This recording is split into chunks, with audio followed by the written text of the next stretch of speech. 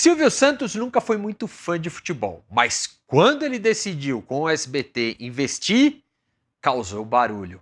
Quer relembrar um pouquinho dessa história de como o Silvio Santos e o SBT interferiram nos rumos do futebol brasileiro? Se liga que a Máquina do Esporte explica para você agora.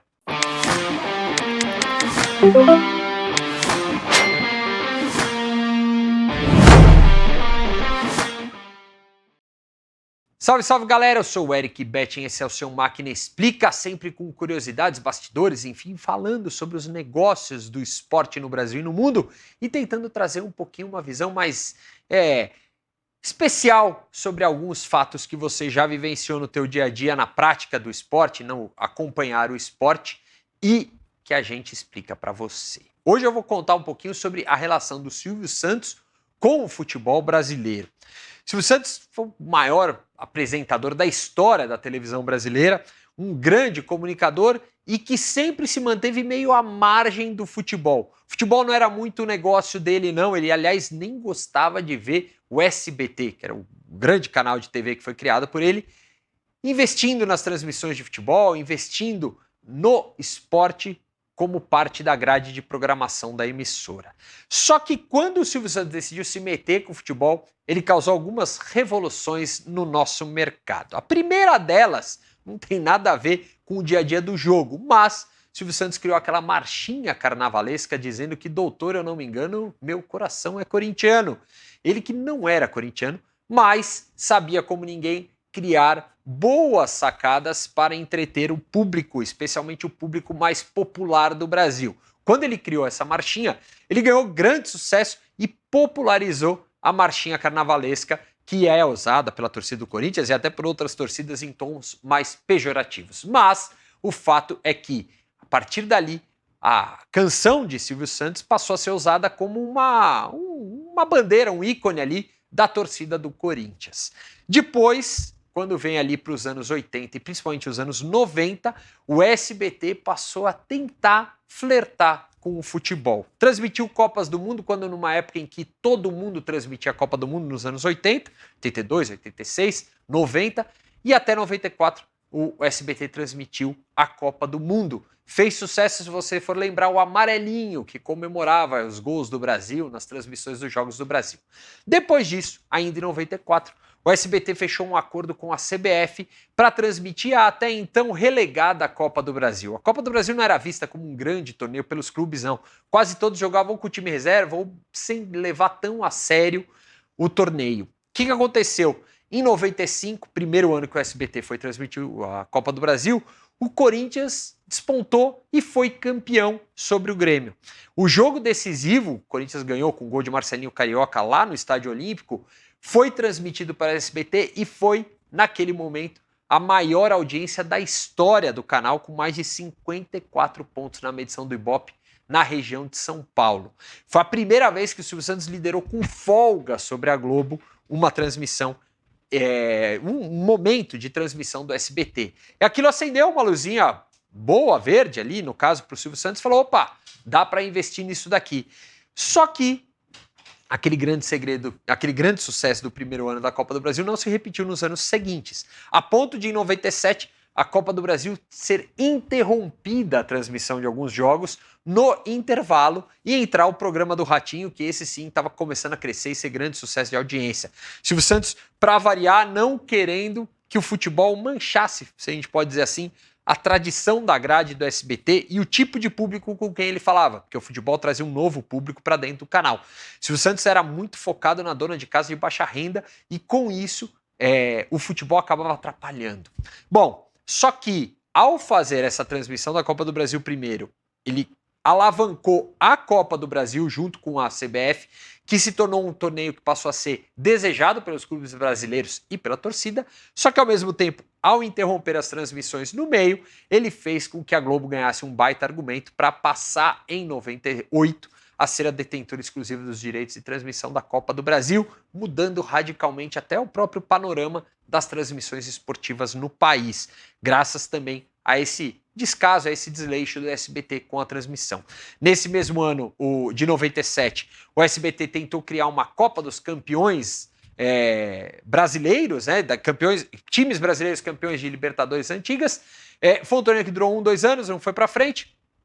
Depois disso, ele acabou entrando junto com a Conmebol na transmissão das primeiras edições da Copa Mercosul, também sem grande sucesso na audiência, ele acabou desistindo do torneio.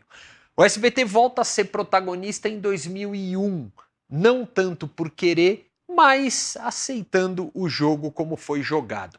Final da Copa João Avelange em 2000, Vasco e São Caetano, dia 30 de dezembro de 2000, o alambrado do estádio de São Januário vem abaixo, muitos torcedores feridos, centenas de torcedores invadem o gramado, porque era o único jeito de você não ser pisoteado, esmagado ali.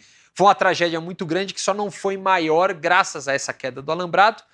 Enfim, isso aconteceu antes até, o jogo tinha acabado de começar, o jogo foi interrompido, o presidente do Vasco, Eurico Miranda, queria voltar a jogar, foi expulsando até os torcedores de dentro do gramado, só que aí a Globo peitou, era a detentora do direito de transmissão desse jogo, peitou e falou, não vai ter jogo, a minha grade de programação tem que voltar ao normal, não vai ter jogo hoje, vai ser jogado outro dia. O jogo só foi voltar a ser disputado dia 18 de janeiro de 2001, no estádio do Maracanã, não em São Januário, que passou a ser interditado, e a partida decisiva, quando foi começar, o time do Vasco foi entrar no gramado, o Vasco já tinha acabado, encerrado o contrato que ele tinha com a P&G de patrocínio na camisa, ele entrou com a marca do SBT na camisa. As câmeras da Globo que estavam filmando a entrada do time do Vasco, Romário puxando o time, rapidamente levantaram e foram filmar a torcida do Vasco, enfim.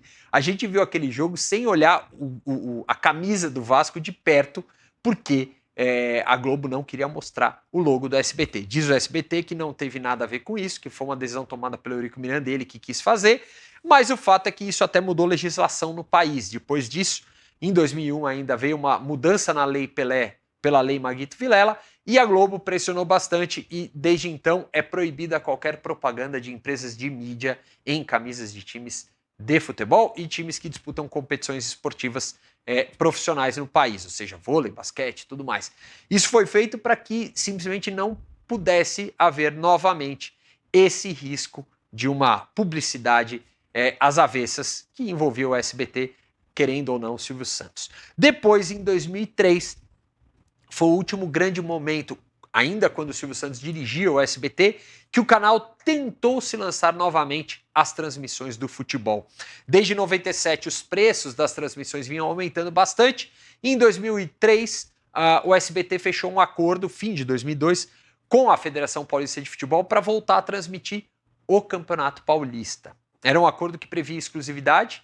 Esse acordo foi parar numa grande batalha judicial. Por quê? Porque a Globo usou uma cláusula que ela teria direito a igualar a proposta feita pelo SBT para transmitir o evento. A Federação Paulista tentou jogar dos dois lados. No final das contas, o que aconteceu é que o Paulistão de 2003 só tinha um jogo transmitido por rodada na TV aberta e, com liminares dos dois lados, Globo e SBT transmitiam as partidas.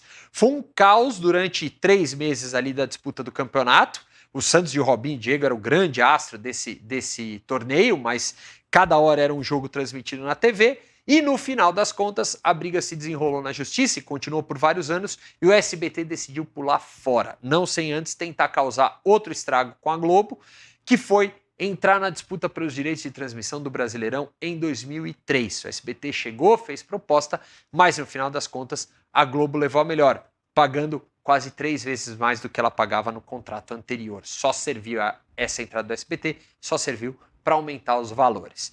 E aí o Silvio Santos decidiu que nunca mais investiria no futebol e isso só veio a mudar agora em 2021, quando a retomada do futebol, 2020-21, quando a retomada do futebol após o primeiro baque ali causado pela pandemia do coronavírus, a Globo desistiu da transmissão da Copa Libertadores. A Conmebol rapidamente achou o SBT como a casa alternativa da Libertadores, indo no contrato até o ano passado, e agora o SBT transmite, teve bons índices de audiência, tem agora a Champions League, tem agora a Copa Sul-Americana, enfim, é um canal cada vez mais acostumado a transmitir futebol, algo que se Silvio Santos ainda tivesse no comando da emissora, não teria acontecido naquele momento de pandemia. Isso aí, gente. Essa foi a história rápida sobre Silvio Santos e o futebol e as mudanças que ele causou no futebol brasileiro para você hoje aqui no Máquina Explica. Diariamente, maquinadoesporte.com.br. Se você gostou, ative o sininho, curta o nosso canal aqui, que toda semana tem vídeo novo com os bastidores e os negócios do esporte para você. Tchau!